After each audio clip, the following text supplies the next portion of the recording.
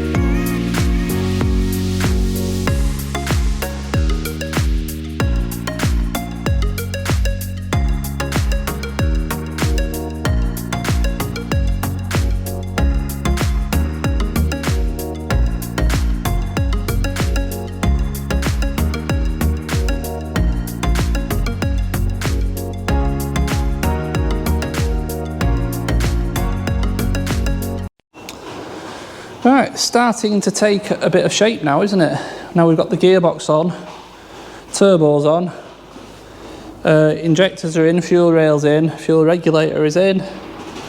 Yeah, it's just a case of plodding away, bit by bit, and it'll soon get together.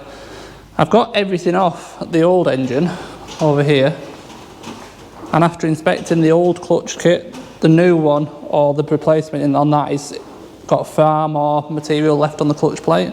And so that one looks practically new, that one does look worn. But yeah, basically that's what we're left with. I need to take the alternator over there. But that's, oh, I've got the engine mount as well to swap over, that can be last though. But everything's pretty much off that engine now. I do need that bracket, starter motor, and yeah, the alternator. But it's getting there, yeah. I've managed to keep this bundle all in one piece, inlet manifold with all the wiring attached, and underneath it is the water pump. So that should all go in and fill in all this side. Yeah, tricky, but we're getting there. So let's continue and get these last few bits on.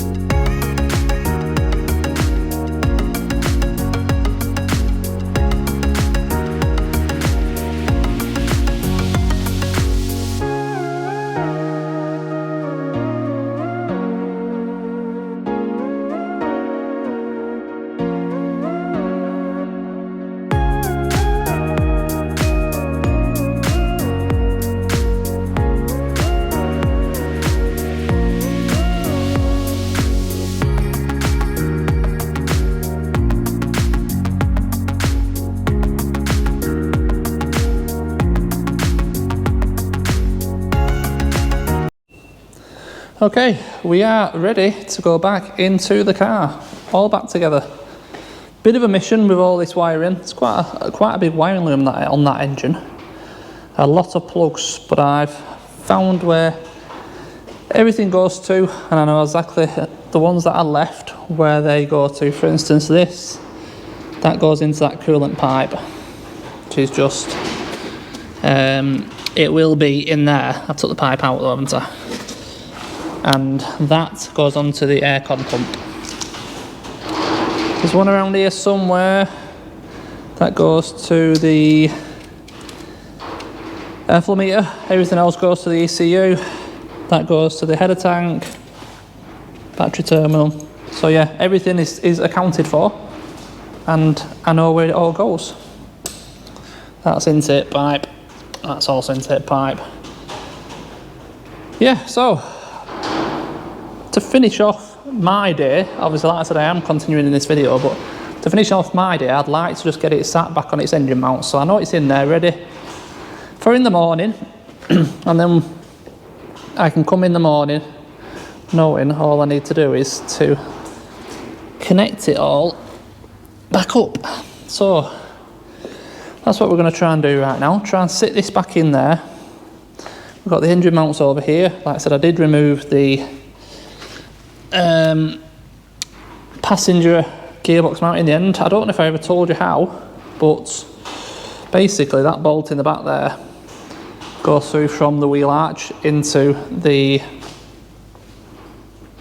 chassis leg, and it bolts in from the back as well. That's why we couldn't get it out. So now that's out, we'll have that extra, you know, 2 to 3 inches, which is going to be the difference and make it far easier to drop it back in.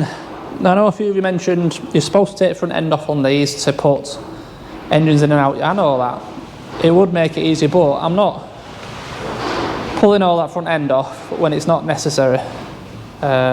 This way I've got no alignment to do at all. Everything is exactly as it was, as it come out of the factory. Headlights lined up in the bonnets, do you know, everything. Me personally, if I can get them out without taking front ends off, I'm going to get them out without taking front ends off. Also, you've got to bear in mind all this front end has to sit somewhere in here whilst I'm sorting out an engine. So I prefer it this way, although like I know getting it actually physically in and out would be easier without the front end on, so I agree with you on that point. Anyway, let's have a go and see if we can plonk this engine back where it come from.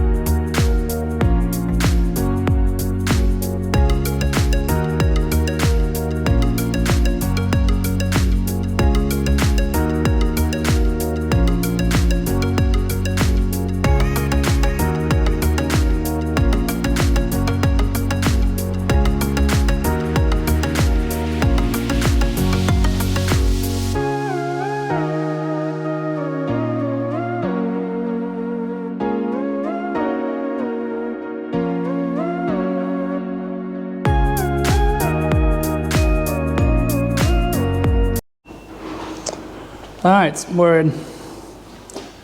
That was way easier with that gearbox mount off. I'm sure you noticed just how quick that went down.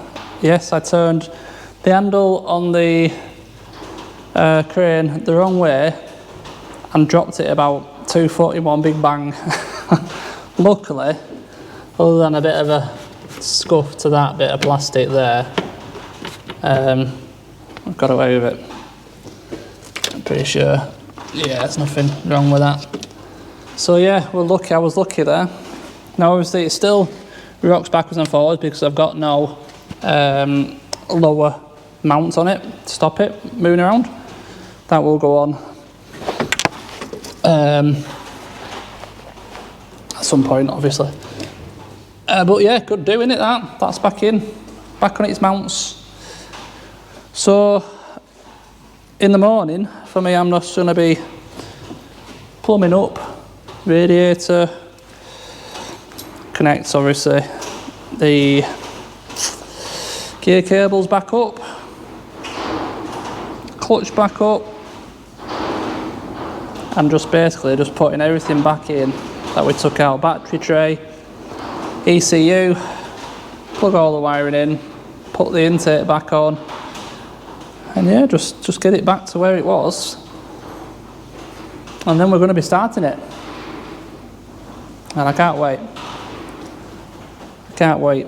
Should be a cracking car, this, hopefully. So right, yeah, it's getting on a bit now, so I'm going to plod off home, and we will continue in the morning.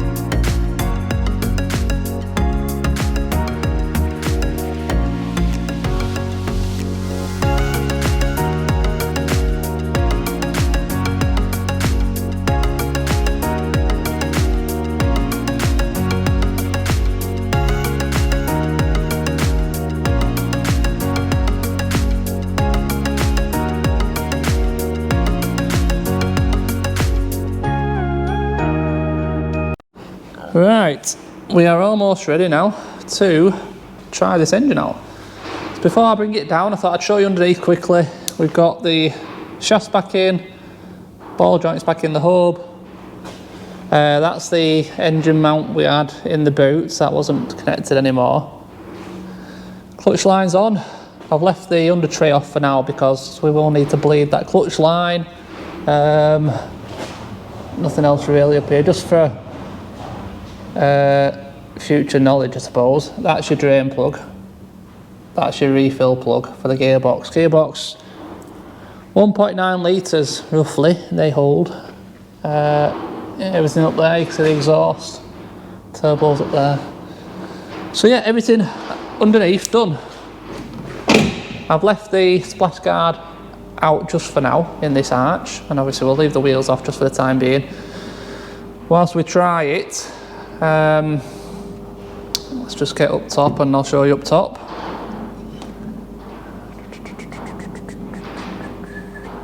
But yeah, it's gone really well, to be fair. Come on. There we go. Up top we are again completely done. All the batteries back in, battery tray, gearbox cables connected, airbox, intake, well, everything.